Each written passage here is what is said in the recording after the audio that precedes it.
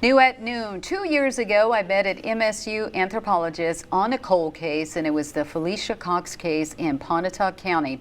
You may recall Felicia Cox disappeared in 2007, and for years her family desperately searched for answers, only for a death row inmate, David Neal Cox, to admit after his execution that not only did he kill her, but he actually had a map of where authorities can find the body, and that's where Dr. Jesse Goliath comes in today to tell us about not only that case, but how Felicia's case actually prompted you to create a new website.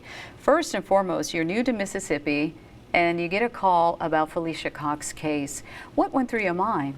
So immediately the first time I get these cases, I'm like, okay, what are the details? What's the actual happening? There was an execution letter involved, and so there's a lot of questions about what variables. Is this person actually where this letter said? What are the situation? Is it going to be an area that we can actually do this excavation, this work? And ultimately, can we find Felicia? And so those are the kind of the questions we looked at, and kind of ultimately, what can we do to help find her and close out that case? Now, I'll never forget that Sunday morning when I got the phone call to be out there. You were out there too, and hopefully we can be able to show some video of that. I will never forget hearing the word stop, and I believe that was you. Yeah, so what we literally saw as we were using the backhoe was scraping soil off and just a little bit start to touch a piece of blanket. And so that blanket, ultimately, we immediately stopped because we knew that there's something there that may have been Felicia and what she was wrapped in. And so we immediately called them to stop, and we can do further on-hand kind of in-the-ground excavation. And of course, it was the resolution that the family needed. Again, you think of so many years searching for answers. How important was it for MSU Anthropology and your team to be out there to be able to give her that closure that she needed?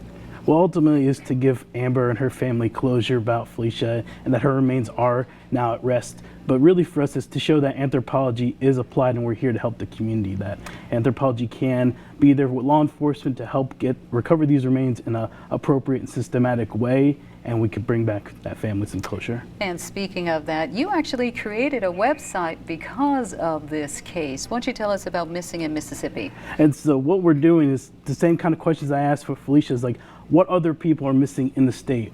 How long have they been cold cases for? And so can we actually compile that into a centralized location? And so what the Mississippi Repository is doing is it gives public information to the general public of who's going missing in each county, each city, and ultimately can we connect dots or circumstances or evidence based on that website. So things like your demographics, who's going missing, what county, how old are they, when's the last known location of these individuals, and mapping that information. Okay, and before we let you go, how critical is this, but not only that too, how important is this for you all to try to have more closures? Well, ultimately it's to bring awareness to the family, to one, who are missing in the state, because there are many, many missing people across the state and across the nation. And so bringing awareness to who's going missing in the state is really the first step of finding these people. And the sooner we do it, the sooner we can find these people. All right, then thank you so much, Dr. Goliath, for joining us this afternoon. Thank you. Well, still to come on WTVA 9 News at noon, we'll have the latest